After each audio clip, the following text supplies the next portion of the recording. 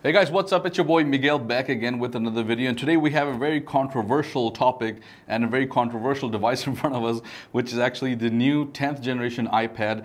And every review that I saw about this was that people were actually confused and they didn't know what the purpose of the iPad was. And when I saw that, I was like, you know what, I'm gonna make a different video. I'm gonna make sense of this iPad and I'm gonna make sure that people understand why this actually came out. But I failed miserably at doing that because I also didn't understand why this came out. When I saw the reviews, when I saw the specs, I honestly didn't know what to say about this iPad. I mean, I'm not going to say that it's a bad device. It's a great tablet. It's a redesigned tablet. There's a bigger display, a better camera, a better chip. But then it starts to become confusing the more that we dig deeper into it. And that's what I want to talk about today. So we're going to go ahead and do a quick unboxing of the 10th generation iPad. So today we have what Apple calls the pink color. This time Apple decided to introduce a little bit of a new color scheme to it, which I like. We have the 64 gig version, which is the base version. This comes with a 256 version and a 64. And this is a really dirty box. But it's a review unit, so please ignore. All right, let's go ahead and just take a look at it. And the hardest part of the video is always opening the damn boxes. Oh my God, it's not opening. All right, there we go. Patience, patience. Okay, so we have the iPad here in front of us in a very pinkish magenta. It's not magenta. It is a saturated color. It's not a really light color like we usually saw on other iPads. Oh shit, I think I tore that. I have to send this back. Ooh, that's a very nice color. It's a very pretty color. Not for me, but it does appeal to the eyes.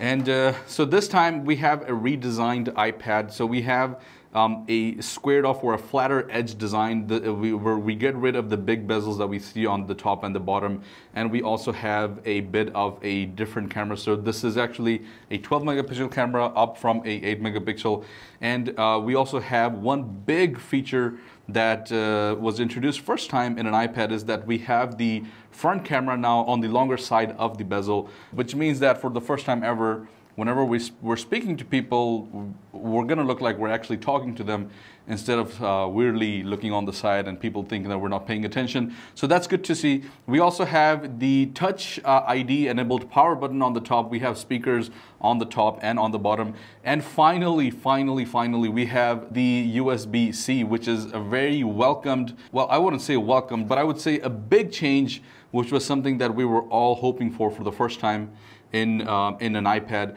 But that's where it actually starts to become a little bit confusing, but I'll get to that point in a little bit. Now let's go ahead and look at the remaining things. We have our booklets, our stickers, we have our charger, which is a I think a 20 watts, yeah.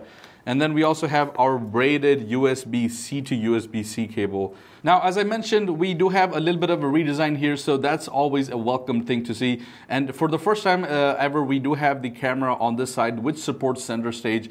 And that's, I think, maybe the best change so far on this iPad. And then we finally have the USB-C port, which a lot of people were relieved to see, but that's where it actually starts to get a little bit weird, because this iPad actually only supports the first generation of the Apple Pencil.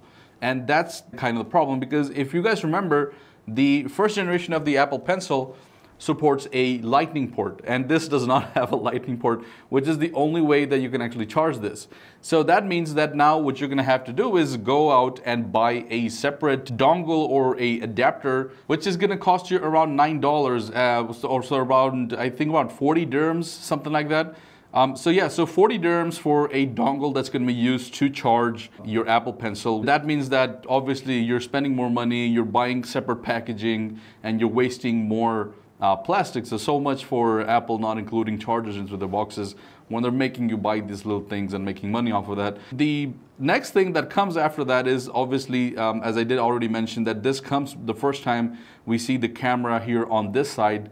But with that, there's a big compromise. See, because there is no way to actually attach your pencil to your iPad, unlike other iPads where you can actually start charging, magnetically charge your Apple Pencil with the iPad. But because Apple had to make a big decision whether put in the camera or put in the magnetic charger, and obviously Apple went with the camera. But that makes me think, if you think about this in a little bit more deeper, is that the iPad Pro actually has the option to magnetically charge here for the pencil. The iPad Air has it.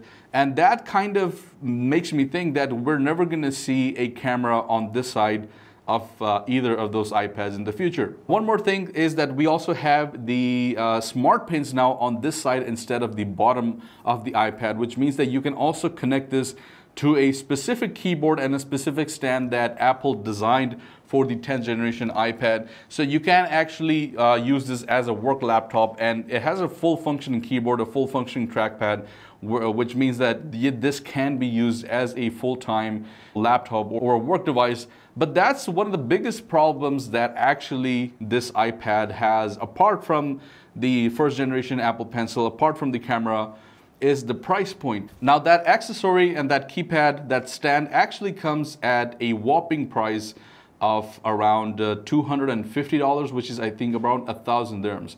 This alone has a bigger price point from the last generation's 9th generation iPad. This now starts at around 1,850 dirhams, up from I think 1,400 dirhams, which is the 9th gen iPad. So that's already a bump in the price point.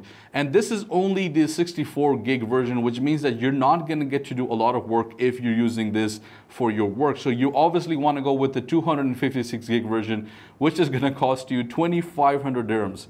2,500 dirhams for a very generic iPad, which doesn't support anything else apart from a first gen Apple Pencil, and has a USB-C, a slightly better camera, and a slightly better chip. And then if you attach that to the 1,000 dirham keyboard, that's going to cost you 3,500 dirhams for this. And in 3,500 dirhams, you can either get the iPad Pro, or you can actually get the M1 MacBook Air, which is this one, the one that I use here as a daily driver. I've been using this for the past 2 years as a daily driver, as a full workhorse without any problems whatsoever. So yeah, that's pretty much my point in this. Every review that I saw was that this is a confusing device. Now, I'm not saying that this is a bad device at all. Obviously, now there's a huge change. The display is better, it's bigger, the bezels are gone, we have a better camera, a better performing chipset. But still, I mean, at that price point, it makes really no sense. I would actually say that the 9th gen iPad, which starts at 1,400 dirhams, is a much better buy because it still has that lightning port, so you can use the first gen Apple Pencil and charge it with it. And it's not going to cost you an arm or a leg if you want to use that as a daily driver. So anyways, guys, that's my video. Those are my thoughts and my review on the 10th generation iPad. Let me know what you guys think. Let me know your thoughts down in the comments below. Thank you so much for watching, and I'll see you in the next one. Yalla, bye-bye.